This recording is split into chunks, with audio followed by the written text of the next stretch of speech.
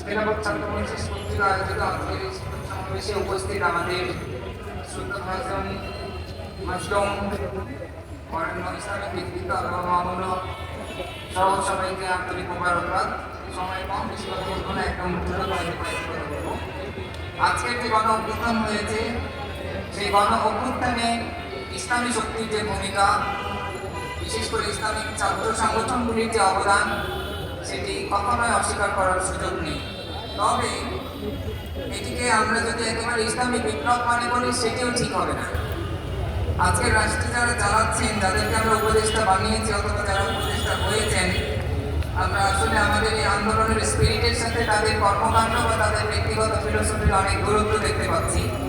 সেই জায়গায় ইসলামী শক্তি আমরা যারা এই আন্দোলনকে সফল করার জন্য ছিলাম, যাদের রক্তে জমিন আবারও দ্বিতীয়বার স্বাধীন হয়েছে, তাদের দাবি যেন সরকারের উপর যথাযথ চাপ প্রয়োগ করার মাধ্যমে সরকারকে সঠিকভাবে পরিচালনা করতে সহযোগিতা করে, সেই জায়গায় আমাদের একটি শক্তিশালী অবস্থান নিশ্চিত করা প্রয়োজন। আমি আরও দু একটি পয়েন্ট একটু স্পেসিফিক বলবো। তার অন্যতম গুরুত্বপূর্ণ এবং খুবই জরুরি একটি পয়েন্ট হচ্ছে, আপনারা জানেন যে বিগত সরকারের যে বই পুস্তক তারা পাবলিশ করেছে, যে শিক্ষা কারিকুলাম চালিয়েছেন, সেটি রিভিউ করার জন্য গত 15 তারিখে একটি কমিটি ঘোষণা করা হয়েছে এবং সেই 10 সদস্যের কমিটির মধ্যে কোনো আলেমকে রাখাই হয়নি এবং যাদেরকে রাখা হয়েছে তাদের ব্যক্তিগত ফিলোসফির সাথে জাতির তাজিব তামাদ্দুনে অনেকের সাথেই যায় না। এরকমের 10 জন সদস্য নিয়ে এই কারিকুলাম রিভিউ কমিটি করা হয়েছে, যেখানে আইদার আলেমদের পক্ষ থেকে এবং প্রো ইসলামিক যারা গবেষক, যারা যোগ্য মানুষ আছেন তাদের অন্তর্ভুক্তি করা হোক অথবা এটি পুনর্গঠিত করা হোক। সেক্ষেত্রে আমাদের পক্ষ থেকে, আপনাদের পক্ষ থেকে সরকারের কাছে সুস্পষ্ট দাবি জানানো প্রয়োজন, এই কারিকুলাম এবং পাঠ্যসূচি রিভিউ কমিটি যেন পুনর্গঠন করা হয়। উম্মার বৃহত্তর স্বার্থে এই সময় উম্মার ঐক্যের প্রয়োজনীয়তা আমরা সবাই অনুভব করছি, কিন্তু এটার জন্য প্র্যাকটিক্যাল কোনো রোড ম্যাপ করার জন্য আমি আল্লামা মামুনুল সাহেবের নেতৃত্বে বলবো যে একটি বিশেষ উচ্চ ক্ষমতা সম্পন্ন একটি টাস্ক ফোর্স গঠন করা হোক, যারা সকল ধর্মদের আলেমদের সাথে বসবেন, তাদের কথাগুলি কিভাবে সমন্বয় করা যায় তার জন্য প্র্যাকটিক্যাল রোড ম্যাপ তৈরি করবেন। আমরা শুধু মাঝে মাঝে চিন্তাতে এই উম্মার ঐক্য হবে না, এটি কত কঠিন কাজ এটা আমরা সবাই জানি।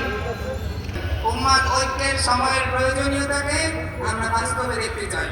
সেই বাস্তবায়নের জন্য আমাদের নেতৃবৃন্দদের কাছে আমাদের আহ্বান, কিভাবে এটি সম্ভব হবে, প্র্যাকটিক্যালি তার একটি রূপরেখা তৈরি করুন।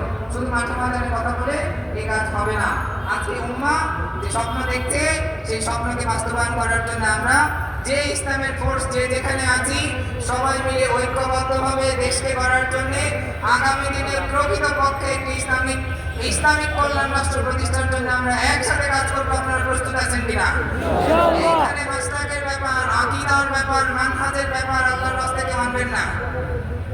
এই ঐক্য রাজনৈতিক ঐক্য, এই ঐক্য আকীদার ঐক্য না, এই ঐক্য মাসলাক মানহাজের ঐক্য না, এই ঐক্য শুধুমাত্র আকীদার ঐক্য না, শুধুমাত্র রাজনৈতিক ঐক্য। এবং সেই ক্ষেত্রে আমাদের উচিত আমাদের পরাজিত পলায়নকৃত শেখ হাসিনার কাছ থেকে শেখা। তিনি তার বাবার হত্যাকারীদেরকে ক্যাবিনেটে নিয়ে রাষ্ট্র চালিয়েছেন, আমাদের উপরে গুলি চালিয়েছেন। অতএব যার যে ছাড় দেওয়া প্রয়োজন, ছাড়ের সর্বোচ্চ পরাকাষ্ঠা প্রদর্শন করে উম্মার আগামী দিনের এই সম্ভাবনাকে যেন আমরা কাজে লাগাতে পারি। আল্লাহ আমাদেরকে তৌফিক দিন। আকুলু কাওলি হাদা, আস্তাগফিরুল্লাহি ওয়া লাকুম ওয়া লিসা